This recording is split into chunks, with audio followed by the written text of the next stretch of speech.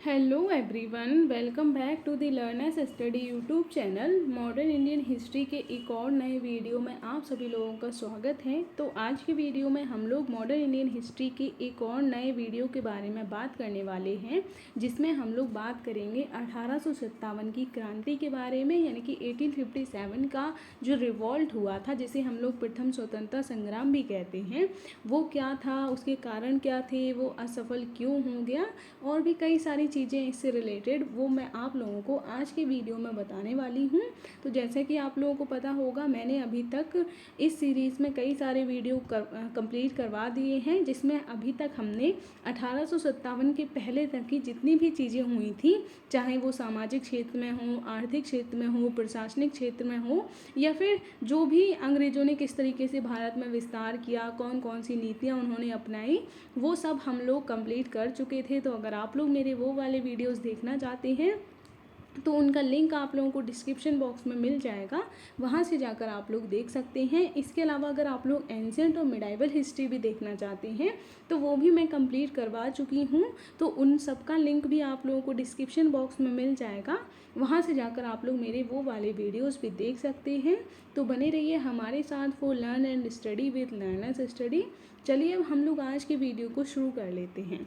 तो 1857 की क्रांति के बारे में सबसे पहले हम लोग इसके कारणों के बारे में जानते हैं कि आखिर ये जो क्रांति है वो क्यों हुई थी, क्योंकि इतना बड़ा जो स्वतंत्रता संग्राम हुआ था उसके पीछे कोई एक रीज़न तो नहीं हो सकता है ना। चाहे जो भी विद्रोह हो, चाहे जो भी क्रांति हो, उसके पीछे कई सारे रीजन जुड़े हुए होते हैं। बहुत लंबे टाइम से वो बहुत सारे असंतोष चले आ रहे होते हैं, लेकिन कुछ एक ऐसी तात्कालिक घटना, यानी कि उस टाइम पे ही कुछ ऐसी घटना हो जाती है जिससे सारे लोगों का वो जो असंतोष होता है वो एकदम से फूट जाता है और वहीं से एक क्रांति की शुरुआत हो जाती है।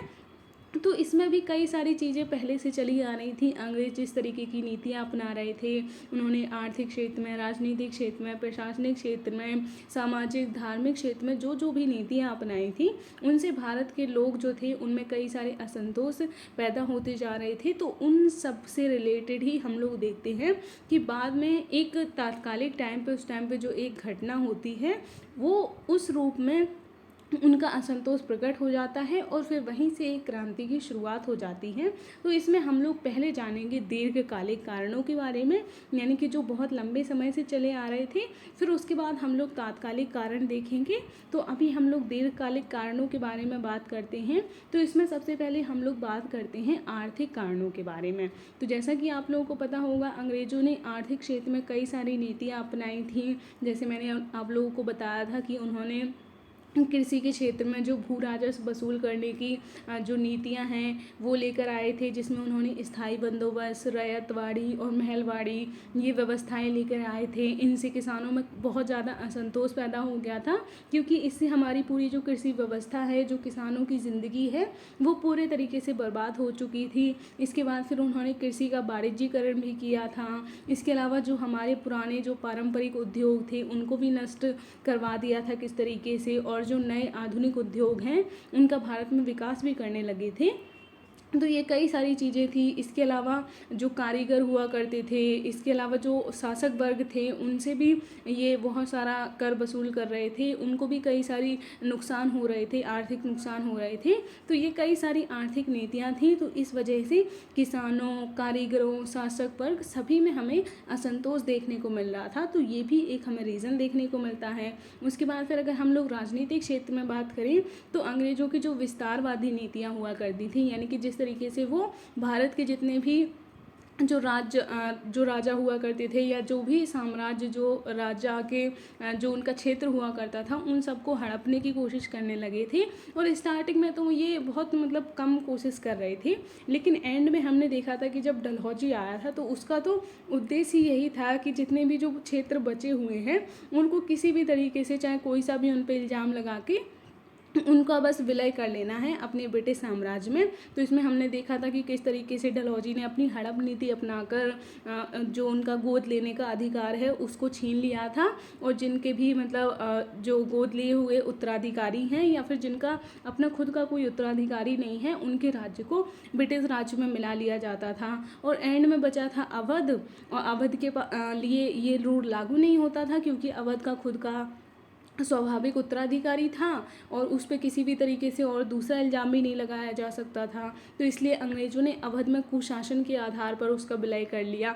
तो ये कई सारी जो उनकी विस्तारवादी नीतियाँ थीं, उनसे जो शासक वर्ग थे वो काफ़ी ज़्यादा निराश होते जा रहे थे। इसके अलावा अगर हम लोग बात करें कि जो बाजीराव द्वितीय थे, उनका जो पुत्र था नाना साहब, अंग्रेज़ों ने उनको पेंशन देने से मना कर दिया था। इसके अलावा जो अंतिम मुग़ल सम्राट थे, जिन्हें हम लोग बहादुर शाह जफ़र कहते हैं, उनको भी लाल किले से बाहर रहने के लिए कह दिया था। इसके अलावा उनसे सम्राट की उपाधि भी छीन लेने को कहा था। तो ये कई सारे राजनीतिक कारण थे जिनसे जो शासक वर्ग था वो बहुत ज़्यादा असंतोष उनके अंदर पैदा हो गया था, बहुत ज़्यादा वो लोग निराश थे। इसके अलावा अगर हम लोग बात करें जो आम जनता हुआ करती थी, उनमें भी अभी मराठे और जो मुग़ल सम्राट हुआ करते थे बहादुर शाह जफ़र, उनके लिए अभी भी सम्मान देखने को मिलता था। लेकिन अंग्रेज़ों की इन नीतियों की वजह से उन लोगों के अंदर भी असंतोष पैदा हो रहा था। तो ये कई सारे राजनीतिक कारण थे जिसकी वजह से हमने देखा कि जो शासक वर्ग है वो भी अब अंग्रेज़ों के खिलाफ़ होता जा रहा था। हालांकि हमें जब क्रांति में देखने को मिलता है कि मोस्टली जो राजा हुआ करते थे वो अंग्रेज़ों का साथ देते हैं। इसके अलावा अगर हम लोग प्रशासनिक कारणों में बात करें तो प्रशासनिक कारणों में हम लोग देखते हैं कि अंग्रेज भारतीय अधिकारी और जो ब्रिटिश अधिकारी हुआ करते थे उनमें भेदभाव किया करते थे। ब्रिटिश अधिकारियों की तुलना में भारतीय जो अधिकारी हुआ करते थे उनको कम वेतन देते थे और उन्हें निम्न पदों पर उनकी नियुक्ति करते थे, यानी कि उनको उच्च पदों पर नौकरी करने का या फिर उच्च पदों पर उन्हें नियुक्त नहीं किया जाता था। इसके अलावा भारतीयों के साथ अमानवीय व्यवहार भी करते थे, यानी कि बहुत उनको बेइज्जत किया जाता था। तो ये कई सारे जो प्रशासनिक कारण थे उनकी वजह से भी हम लोग देखते हैं कि जो ये मज़दूर वर्ग हैं, जो हमारे भारतीय अधिकारी हुआ करते थे, जो छोटे मोटे पद पर हुआ करते थे, उनमें भी हमें असंतोष देखने को मिलता है। तो ये भी हमें एक प्रमुख कारण देखने को मिलता है। इसके अलावा अगर हम लोग आगे बात करें तो सामाजिक कारण भी थे, क्योंकि अब अंग्रेज जो हैं वो भारत की जो सामाजिक और धार्मिक व्यवस्था है उसमें भी वो लोग हस्तक्षेप करने लगे थे। इससे पहले अंग्रेज सिर्फ आर्थिक क्षेत्र में या फिर हम लोग कहें राजनीतिक क्षेत्र में ही हस्तक्षेप कर रहे थे। लेकिन जैसा कि आप लोगों को पता होगा कि भारत जो है वहाँ पे कई सारी जो सामाजिक प्रथाएं हैं वो प्रचलित पुराने समय से चली आ रही हैं, और भारतीय नहीं चाहते थे कि अंग्रेज जो हैं वो उनकी सामाजिक जो रीतियां हैं उनमें कोई भी परिवर्तन करें, उनमें हस्तक्षेप करें। लेकिन अंग्रेज जो हैं वो अब इस तरीके के हस्तक्षेप करने लगे थे, जैसे कि अंग्रेज़ों ने समाज सुधार के लिए कई सारे कदम उठाए थे। जैसे कि आप लोगों को पता होगा 1829 में सती प्रथा का उन्होंने अंत कर दिया था। इसके अलावा वो महिलाओं की शिक्षा के लिए भी कई सारे प्रयास कर रहे थे। इसके अलावा विधवा विवाह से संबंधित भी कानून पारित किए थे। तो इस वजह से जो रूढ़िवादी भारतीय हुआ करते थे, वैसे तो हम लोग देखें तो ये अच्छे सुधार कर रहे थे। अंग्रेज जो भारतीय प्रथाएं चली आ रही थी उनको तोड़ना चाहते थे, और जो भारतीय महिलाएं हैं उनकी सामाजिक स्थिति में सुधार करना चाहते थे। लेकिन इससे जो रूढ़िवादी भारतीय हैं, यानी कि जो इन परंपराओं को सही मानते हैं, उनके लिए ये गलत था। तो इस वजह से उनके अंदर अंग्रेज़ों के लिए असंतोष पैदा होता जा रहा था, और उनके अंदर का जो क्रोध था वो भी हमें इस क्रांति का एक प्रमुख कारण देखने को मिलता है। तो सामाजिक क्षेत्र में भी हमने देख लिए। अब हम लोग धार्मिक क्षेत्र में बात करें तो धार्मिक क्षेत्र में भी अंग्रेज अब कई सारे जो है वो प्रयास करने लगे थे। जैसे कि अगर हम लोग बात करें, अंग्रेज़ों ने ईसाई मिशनरियों को भारत में धर्म प्रचार करने और धर्मांतरण की अनुमति दे दी थी। अब आप लोग मुझे कमेंट बॉक्स में ये बताइएगा, मैंने लास्ट वीडियो में ही करवाया है कि मैंने लास्ट वीडियो में आप लोगों को करवाया था जो अंग्रेज़ों ने प्रशासनिक क्षेत्र में जो भी संवैधानिक सुधार किए हैं, जो भी एक्ट लेके आए थे, तो उसमें मैंने एक एक्ट ऐसा बताया था जिसमें अंग्रेज़ों ने ईसाई मिशनरियों को भारत में धर्म प्रचार करने की अनुमति दे दी थी। इसके अलावा पश्चिमी शिक्षा का भी प्रसार करने की अनुमति दी थी। तो वो कौन सा एक्ट है, आप लोग मुझे कमेंट बॉक्स में उसका नाम बताइएगा। तो हम लोग इसमें अगर बात करें तो धार्मिक क्षेत्र में अंग्रेज़ों ने ईसाई मिशनरियों को धर्म प्रचार करने की अनुमति दे दी थी। इसके अलावा धर्मांतरण की भी अनुमति दे दी थी। इसके अलावा अंग्रेज़ों ने 1850 में धार्मिक निरयोग्यता कानून पारित किया था।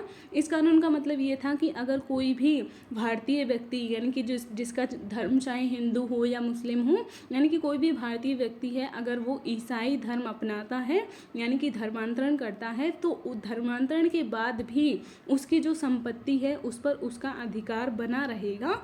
यानी कि उसकी जो संपत्ति जो उसे उसके माता पिता से मिली है या फिर जो भी उसकी संपत्ति है उस पर उसका अधिकार बना रहेगा। तो ये भी हमें एक प्रमुख कारण देखने को मिलता है, क्योंकि आप लोगों को पता होगा कि हमारे जो भारतीय समाज है वहाँ पर जो सामाजिक रीतियाँ हैं और जो धार्मिक व्यवस्था है, इनमें अगर कोई हस्तक्षेप करता है तो भारतीयों के मन में उनके लिए असंतोष पैदा होना स्वाभाविक सी बात थी। तो ये भी हमें सामाजिक और धार्मिक कारण देखने को मिलते हैं। अब हम लोग एंड में बात कर लेते हैं कि सैनिकों में भी असंतोष पैदा होता जा रहा था, क्योंकि मोस्टली हम लोग देखते हैं कि जो भारतीय सैनिक हुआ करते थे या फिर जो भी भारतीय राज्यों के जो प्रमुख सैनिक हुआ करते थे, उन्होंने अंग्रेज़ों को हमेशा सपोर्ट किया हर चीज़ में। जहाँ भी अंग्रेज मतलब वो अंग्रेज़ों का हर युद्ध में साथ दिया करते थे, लेकिन फिर भी सैनिकों के साथ भी वो लोग अमानवीय व्यवहार किया करते थे, उनको कम वेतन देते थे। इसके अलावा जाति और धर्म सूचक प्रतीकों पर भी प्रतिबंध लगा दिया था। यानी कि जैसे कि अगर हम लोग बात करें, जो सिख सैनिक हुआ करते थे तो उनको जो पगड़ी पहनना, इसके अलावा और भी कई सारे जो धार्मिक प्रतीक हैं, धार्मिक या फिर जाति से रिलेटेड जो प्रतीक हैं, अंग्रेज़ों ने उन पर प्रतिबंध लगा दिया था। तो इस वजह से भी सैनिकों में असंतोष पैदा हो रहा था। इसके अलावा 1850 के दशक में भी अंग्रेज़ों ने सैनिकों से रिलेटेड कई सारे कानून लेकर आए या फिर इस तरीके के कानून लेकर आए जिससे सैनिकों में असंतोष पैदा होने लगा था। जैसे कि हम लोग देखते हैं कि 1854 में निःशुल्क डाक की जो व्यवस्था है उसे अंग्रेज़ों ने समाप्त कर दिया था। तो इससे भी सैनिकों में असंतोष पैदा हो रहा था। इसके अलावा अगर हम लोग बात करें कि किसानों से रिलेटेड जो नीतियाँ लेकर आ रहे थे, उनसे भी सैनिकों में असंतोष बढ़ रहा था, क्योंकि आखिरकार जो सैनिक थे वो किसान परिवार से ही संबंधित हुआ करते थे। तो इस वजह से हम लोग देखते हैं कि सैनिकों में भी कई सारे असंतोष पैदा होते जा रहे थे। और सैनिकों में ही असंतोष का एक तात्कालिक कारण बनता है, जिसे हम लोग कहते हैं कि उस टाइम पे जो एक मेन वजह हुआ करती थी वो ये थी, जो उसका तात्कालिक कारण बनता है क्रांति का, वो ये था कि जो सेना में एक नई राइफ़ल लेके आई गई थी जिसे हम लोग अनफील्ड राइफ़ल कहते हैं, तो उसमें चर्बी वाले कारतूस का प्रयोग किया जा रहा था। तो इसी मुद्दे को लेकर हम लोग देखते हैं कि 1857 में बैरकपुर में मंगल पांडे ने विद्रोह कर दिया। मंगल पांडे भी एक सैनिक ही हुआ करते थे। तो मतलब ये जो चर्बी वाले कारतूस को लेकर जो घटना हुआ करती थी, इससे मतलब सैनिक बहुत ज़्यादा निराश हुए, बहुत ज़्यादा उनके अंदर अंग्रेज़ों के लिए असंतोष और क्रोध पैदा हो गया, क्योंकि ऐसा माना जा रहा था कि चर्बी वाले कारतूस के द्वारा अंग्रेज़ जो हैं वो भारतीयों और मुस्लिमों दोनों के धर्म नष्ट करना चाहते हैं, उनको आपस में लड़ाना चाहते हैं, उनको ईसाई बनाना चाहते हैं। इस तरीके की कई सारी जो बातें हैं, कई सारी जो अफवाह भी हम लोग कह सकते हैं, वो बहुत तीव्र गति से फैल रही थी। और चर्बी वाले कारतूस को लेके ही हम लोग देखते हैं कि एक जो उस टाइम पे एकदम से क्रांति शुरू हो जाती है, क्योंकि सबसे पहले सैनिक जो हैं उन्होंने ही मतलब उनको ही ये चर्बी वाले कारतूस का प्रयोग करना पड़ रहा था। तो इसलिए इस वजह से ही जो हम लोग सबसे पहले देखते हैं कि मंगल पांडे नाम का जो एक सैनिक हुआ करता था उसने विद्रोह कर दिया, जो कि बैरकपुर में हमें देखने को मिलता है। और इसने ये विद्रोह किया था मार्च में। उसके बाद हम लोग देखते हैं कि मंगल पांडे को फांसी दे दी जाती है। फिर अप्रैल में हम लोग देखते हैं कि कुछ और सैनिक जो हैं उन्होंने भी विद्रोह किया। और फिर हम लोग देखते हैं कि 10 मई को मेरठ से दिल्ली की ओर सैनिक जो हैं वो प्रस्थान करते हैं, और इसे ही हम लोग विद्रोह के प्रारंभ की औपचारिक तारीख जो है वो मानते हैं। तो ये आप लोग याद रख सकते हैं कि विद्रोह कब से शुरू हुआ था। तो 10 मई 1857 जो है उसे विद्रोह शुरू होने की हम लोग प्रमुख तारीख मानते हैं, क्योंकि यहाँ से जो सैनिक हैं वो अब मेरठ से दिल्ली की ओर रवाना हो जाते हैं, और वहाँ जाकर वो जो है बहादुर शाह जफ़र को अपना नेता चुनते हैं, मतलब उसे अपना नेतृत्वकर्ता बनाते हैं। और फिर वहीं से हमें देखने को मिलता है कि ये जो क्रांति है वो धीरे धीरे सभी जगह पे फैलती जा रही थी। फिर और भी इसमें लोग जुड़ते जाते हैं। लेकिन अब हम लोग देख लेते हैं आगे कि इस क्रांति के जो है वो इसमें विभिन्न वर्गों की भूमिकाओं के बारे में पहले हम लोग बात कर लेते हैं। यानी कि ये जो क्रांति हुई थी इसमें किन किन लोगों ने भागीदारी निभाई थी।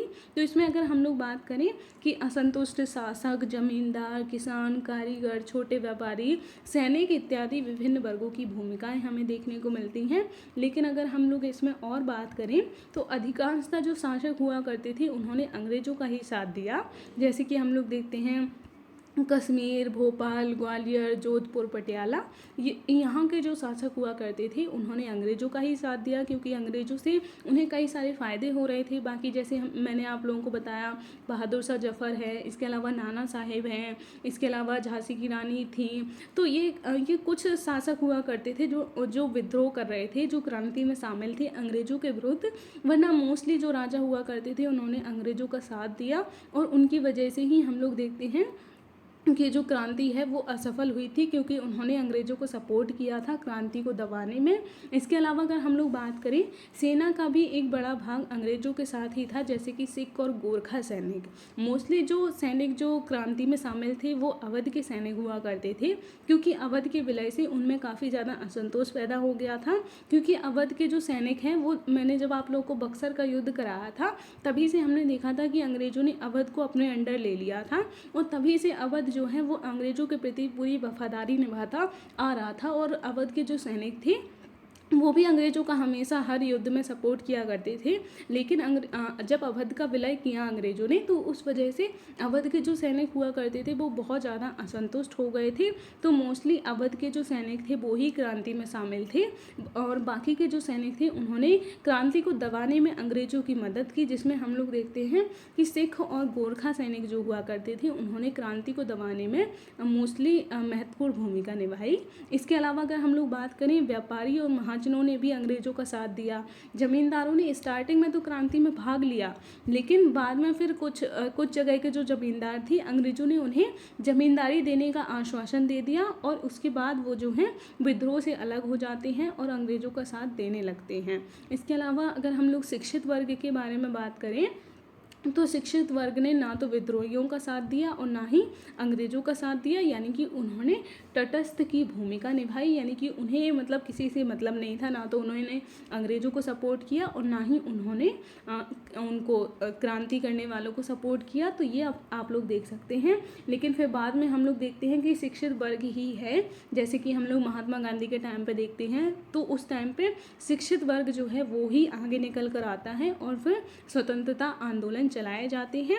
तो शिक्षित वर्ग जो है वो इस आंदोलन से, इस क्रांति से बहुत सारी सीख लेता है। उसके बाद ही हमें देखने को मिलता है कि वो ये गलतियां नहीं दोहराता है जो इस क्रांति में हमें देखने को मिली थी। तो ये आप लोगों ने विभिन्न वर्गों की भूमिका देख ली। तो मोस्टली यही है कि इसमें विभिन्न वर्गों की भूमिकाएं तो थीं, लेकिन हर किसी का अपना अलग अलग उद्देश्य हुआ करता था। जैसे कि शासक वर्गों का अलग उद्देश्य था, किसानों का अलग उद्देश्य था, मजदूरों, सैनिकों, कारीगरों को, सबका अपना अलग अलग उद्देश्य हुआ करता था। और कोई भी एक दूसरे के अंडर काम नहीं करना चाहता था, मतलब सब अपने अपने तरीके से युद्ध करना चाहते थे। यानी कि एक नेतृत्वकर्ता की जो अभाव था। इसके अलावा आप लोग देख सकते हैं कि मोस्टली जो लोग थे, चाहे वो शासक वर्ग हों या फिर जो सैनिक हों, उन्होंने अंग्रेज़ों का ही साथ दिया। इसी वजह से अंग्रेज जो हैं वो इस क्रांति को दबाने में सफल हुए, और ये जो क्रांति है वो असफल हो गई। तो हम लोग देख लेते हैं कि इसके असफल होने के कौन कौन से कारण थे। तो जैसा कि मैंने अभी बता ही दिया कि भारतीय समाज का जो प्रभावी वर्ग है, यानी कि शासक, जमींदार हैं और जो व्यापारी हैं, महाजन हैं, उन्होंने अंग्रेज़ों का ही साथ दिया था। इसके अलावा अगर हम लोग बात करें कि ये जो क्रांति है वो मोस्टली हमें सिर्फ उत्तर भारत में देखने को मिलती है।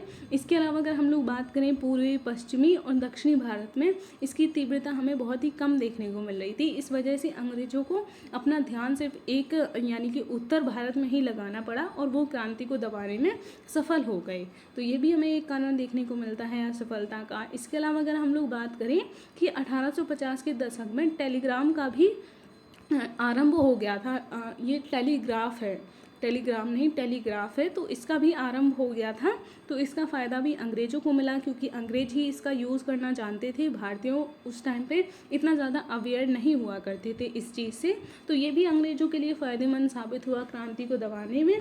इसके अलावा नेतृत्व का अभाव तो मैंने बता ही दिया कि कोई मतलब नेतृत्व करता नहीं था, सब लोग अपने अपने तरीके से युद्ध कर रहे थे। इसके अलावा अगर हम लोग आगे बात करें कि संगठनात्मक कमजोरी और समन्वय का अभाव था, यानी कि एक दूसरे के प्रति समन्वय का अभाव देखने को मिलता है। और जो संगठन मतलब बहुत कमज़ोर था, यानी कि लोग ग्रुप बना के नहीं रह रहे थे, सब लोग अपने अलग अलग तरीके से अलग अलग उद्देश्य के लिए क्रांति कर रहे थे, विद्रोह कर रहे थे, तो ये हमें एक देखने को मिलता है। इसके अलावा अंग्रेज़ों के पास बेहतर सैन्य संसाधन थे, समर्पित नेतृत्व था, इसके अलावा सशक्त आर्थिक आधार भी था। तो ये कई सारी चीज़ें अंग्रेज़ों के पास थी, इस वजह से वो क्रांति को दबाने में सफल हुए। तो ये भी हमें असफलता का एक प्रमुख कारण देखने को मिल जाता है। अब हम लोग नेक्स्ट अगर बात करें कि इसका प्रभाव क्या हुआ, तो प्रभाव भी हमें अलग अलग क्षेत्र में दिखाई देते हैं। जैसे कि अगर हम लोग बात करें सेना के क्षेत्र में, तो ब्रिटिश सैनिकों की संख्या बढ़ा दी जाती है क्योंकि इसमें सैनिकों ने ही विद्रोह करना शुरू किया था। तो इस वजह से अब अंग्रेज़ जो हैं वो भारतीय सैनिकों पर उतना भरोसा नहीं कर रहे थे, इसलिए उन्होंने अंग्रेजी जो सैनिक हुआ करते थे उनकी संख्या बढ़ाई। इसके अलावा उन्होंने बंगाल के सैनिकों को गैर लड़ाकू और सिख और गोरखा सैनिकों को लड़ाकू सैनिक कहा, क्योंकि सिख और गोरखा सैनिक जो हुआ करते थे उन्होंने अंग्रेज़ों का साथ दिया था क्रांति को दबाने में। इसके अलावा महत्वपूर्ण स्थानों पर केवल अंग्रेजी सैनिकों की नियुक्ति की जाने लगी थी। तो ये हमें कुछ सेना के क्षेत्र में प्रमुख प्रभाव देखने को मिलते हैं। इसके बाद अगर हम लोग बात करें कि शासकों के प्रति कौन सी नीति अपनाई थी अंग्रेज़ों ने, तो अंग्रेज़ों ने साम्राज्य विस्तार की नीति को छोड़ दिया था, यानी कि जितना क्षेत्र उनके अंडर आ चुका था अब वो उस पर ही शासन कर रहे थे, अब वो और ज़्यादा अपने साम्राज्य का विस्तार नहीं करना चाहते थे। इसके अलावा उन्होंने जो भारतीय शासक हुआ करते थे जिन्होंने अंग्रेज़ों का सपोर्ट किया था उनसे मित्रवत संबंध बनाए रखने पर ज़्यादा फोकस किया और सारे शासकों को गोद लेने का भी अधिकार दे दिया था। इसके अलावा ज़मींदारों के साथ भी उन्होंने मित्रवत संबंध अपनाए क्योंकि ज़मींदारों ने भी एंड में अंग्रेज़ों का ही साथ दिया था। इसके अलावा अगर हम लोग प्रशासन के क्षेत्र में बात करें तो जो ईस्ट इंडिया कंपनी थी उसका शासन समाप्त हो जाता है और अब डायरेक्ट ब्रिटिश सरकार जो है वो प्रत्यक्ष रूप से भारत में शासन करने लग जाता है। विधायिका में भारतीयों का प्रवेश, इसके अलावा स्थानीय शासन का वित्तीय विकेंद्रीकरण, ये कई सारे कदम उठाए जाते हैं जिससे कि जो भारतीय जो अधिकारी हुआ करते थे, जो कारीगर मजदूर हुआ करते थे, उनका जो असंतोष है वो कम हो और अब भारतीयों को भी कई सारे क्षेत्रों में उच्च पदों पर भी नियुक्त किया जाने लगा था। इसके अलावा ये मैंने बता ही दिया कि ईस्ट इंडिया कंपनी का शासन समाप्त हो गया था और अब डायरेक्ट जो महारानी विक्टोरिया थी उनके अकॉर्डिंग भारत में प्रशासन जो है उसका संचालन किया जाने लगा था। इसके अलावा जो गवर्नर जनरल है उसको अब वायसराय कहा जाने लगा था। तो ये कई सारी चीज़ें हैं जो मैंने आप लोगों को 1858 का भारत परिषद अधिनियम है उसमें बताया था, तो ये आप लोग उसमें जाकर देख सकते हैं, उसका लिंक मैं प्रोवाइड करवा दूंगी जिसमें मैंने कई सारे संवैधानिक जो अधिनियम लाए गए थे उनके बारे में बताया था। तो ये हमें प्रशासन के क्षेत्र में प्रमुख सुधार देखने को मिलते हैं। इसके अलावा अगर हम लोग आगे बात करें कि समाज के क्षेत्र में अंग्रेज़ों ने कौन कौन सी नीतियाँ अपनाई थी, यानी कि समाज सुधार से संबंधित, तो सामाजिक मुद्दों के प्रति अंग्रेज़ों का नकारात्मक दृष्टिकोण अपनाया उन्होंने तथा राष्ट्रीय चेतना को कमज़ोर करने के लिए जाति और धर्म के नाम पर लड़ाए जाने की योजना उन्होंने बनाई। तो ये भी हमें देखने को मिलता है कि उस टाइम पे तो अंग्रेज़ जो है वो भारतीय समाज में कई सारे सुधार करने की कोशिश कर रहे थे, महिलाओं की स्थिति में सुधार करने की कोशिश कर रहे थे, लेकिन बाद में वो समझ जाते हैं कि भारतीयों के जो समाज और धार्मिक व्यवस्था है अगर उसमें हस्तक्षेप करेंगे तो उनके लिए नुकसानदायक होगा, इसलिए अब वो जाति और धर्म के नाम पर भारतीयों को आपस में लड़ाने की योजना बनाते हैं और इसी का हमें रिजल्ट एंड में सांप्रदायिकता के रूप में देखने को मिलता है, जिसमें हम लोग देखते हैं कि हिंदू और मुस्लिम जो है उनके बीच में अंग्रेज़ों ने इतना मतभेद पैदा कर दिया था। तो उसी का रिजल्ट हमें देखने को मिलता है कि भारत और पाकिस्तान नाम के दो देश बनते हैं। तो इसका बीज जो है वो इस क्रांति के बाद ही अंग्रेज़ों ने बोना शुरू कर दिया था। तो ये हमें देखने को मिलता है। इसके अलावा शिक्षित भारतीयों के प्रति अंग्रेज़ों ने क्या नीति अपनाई, क्योंकि शिक्षित भारतीयों ने तटस्थ की भूमिका निभाई थी तो अंग्रेज़ों को अब डर था कि कहीं ये जो है वो अंग्रेज़ों के खिलाफ़ विद्रोह ना कर दे, तो इसलिए अंग्रेज़ों ने उनको दबाने के लिए भी, उनको कमज़ोर करने के लिए भी कई सारी नीतियाँ अपनाई। जैसे कि हम लोग देखते हैं कि सिविल सेवा में प्रवेश को रोकने के लिए अधिकतम आयु की जो सीमा है वो 23 वर्ष से घटाकर पहले 21 वर्ष की गई और फिर 19 वर्ष कर दी गई। यानी कि ये आप लोग अधिकतम सीमा देख रहे हैं, यानी कि अभी सिविल सर्विस का एग्ज़ाम देने के लिए जो न्यूनतम सीमा होती है वो ही 21 वर्ष होती है, लेकिन उस टाइम पे अंग्रेज़ जो हैं उन्होंने अधिकतम सीमा यानी कि 21 वर्ष के बाद 19 वर्ष के बाद आप लोग उसमें एग्ज़ाम दे ही नहीं सकते हैं। और उस टाइम पे ये जो एग्ज़ाम हुआ करता था वो इंग्लिश में हुआ करता था। तो मतलब ये पूरी यही कोशिश थी कि जिससे भारतीय जो है वो सिविल सेवा में प्रवेश ना ले सके, तो उनको दबाने की ये एक कोशिश थी। इसके अलावा प्रेस पर भी नियंत्रण लगाया गया था, तो सरकारी नियंत्रण लगाया गया था। तो ये कई सारी जो नीतियां हैं जो अंग्रेज़ों ने शिक्षित भारतीयों के लिए अपनाई थी। इसके अलावा आर्थिक क्षेत्र में अगर हम लोग बात करें तो आर्थिक क्षेत्र में हम लोग देखते हैं कि आधुनिक उद्योगों और रेलवे को बढ़ावा दिया जाता है। रेलवे की शुरुआत तो मैंने आप लोगों को बताया ही था कि लॉर्ड डलहौजी के टाइम पे 1853 में हुई थी। अब आप लोग मुझे कमेंट बॉक्स में आंसर दीजिएगा कि जो रेलवे है वो सबसे पहली बार कहाँ से कहाँ तक के लिए चलाई गई थी, तो उसका आंसर आप लोग प्लीज़ कमेंट बॉक्स में ज़रूर दीजिएगा। और आप लोग बिल्कुल आंसर नहीं देते हैं, प्लीज़ मेरी रिक्वेस्ट है आप लोग आंसर दिया कीजिए। जितना आज ज़्यादा आप लोग पार्टिसिपेट करेंगे उतना ही मुझे मोटिवेशन मिलेगा वीडियोस बनाने के लिए, और उतने ही ज़्यादा मैं वीडियोस लेकर आऊँगी। आप लोगों को जो भी कन्फ्यूज़न, जो भी डाउट हुआ करें वो भी आप लोग कमेंट बॉक्स में पूछ सकते हैं। मैं मोस्टली आंसर्स देती ही हूँ, तो प्लीज़ आप लोग कमेंट बॉक्स में पार्टिसिपेट किया कीजिए, जिससे कि और लोग जो वीडियो को देखने आते हैं उनको भी पता चल सके कि किस तरीके का मैं कंटेंट प्रोवाइड करवाती हूँ। तो ये आप लोग आर्थिक क्षेत्र में याद रख सकते हैं। इसके बाद फिर अगर हम लोग राष्ट्रीय आंदोलन पर प्रभाव के बारे में बात करें तो राष्ट्रीय आंदोलन में हमें यही देखने को मिलता है कि अंग्रेज़ जो हैं वो इस विद्रोह की यादों को दबाने की बहुत कोशिश करते हैं, लेकिन उसके बाद भी लोकगीतों और कथाओं के माध्यम से ये जो क्रांति हुई थी वो आंदोलनकारियों को प्रेरित करती रहती है। यानी कि लोकगीत और जो कथाएं थीं उनके माध्यम से इसने आंदोलनकारियों को हमेशा प्रेरित किया। इसके अलावा जो शिक्षित भारतीय थे उन्होंने समन्वय और नेतृत्व के महत्व को समझा, और उन्होंने ये जाना कि विद्रोह के लिए केवल हिंसा जरूरी नहीं है, बल्कि आधुनिक विचारों के आधार पर ही संघर्ष करना होगा, तभी अंग्रेज़ों को हराया जा सकता है।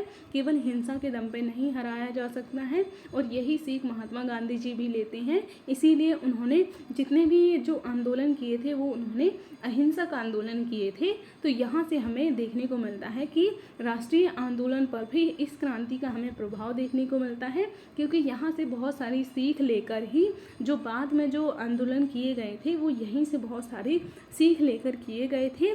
तो ये था आज का हमारा कंप्लीट वीडियो। अगर आप लोगों को इससे रिलेटेड कोई भी कन्फ्यूज़न, कोई भी डाउट हो तो वो भी आप लोग मुझसे कमेंट बॉक्स में पूछ सकते हैं। तो वीडियो अगर अच्छा लगा हो तो प्लीज़ लाइक कीजिएगा और ज़्यादा से ज़्यादा लोगों को शेयर कीजिएगा, और प्लीज़ मेरे चैनल को सब्सक्राइब कीजिएगा, जिससे कि इसी तरीके के और भी वीडियो आप लोगों को मिलते रहें। इसके अलावा अगर आप लोगों को कुछ भी कन्फ्यूज़न, कुछ भी डाउट होता है तो आप लोग मुझे कमेंट बॉक्स में पूछ सकते हैं। और प्लीज़ मेरे चैनल को ज़्यादा से ज़्यादा सपोर्ट कीजिए, क्योंकि आप लोग खुद ही देख सकते हैं कि मैं कितना एफर्ट्स लगा रही हूँ। आप लोगों को पूरा हिस्ट्री का सीरीज़ प्रोवाइड करा रही हूँ। एंशिएंट और मिडाइवल हिस्ट्री ऑलरेडी कंप्लीट करा चुकी हूँ, और मेरा टारगेट यही है कि मैं मॉडर्न हिस्ट्री भी कंप्लीट करवा दूं। तो आप लोगों को सारा हिस्ट्री का सिलेबस एक ही जगह पर पूरा मिल रहा है। तो प्लीज़ आप लोग मुझे सपोर्ट कीजिए, और जितना ज़्यादा हो सके उतना ज़्यादा और लोगों को भी शेयर कीजिए, जिससे कि मेरा चैनल जो है वो आगे बढ़ सके और मुझे भी इसका कुछ रिजल्ट मिल सके। तो मिलूँगी अब मैं नेक्स्ट वीडियो में, तब तक के लिए जय हिंद।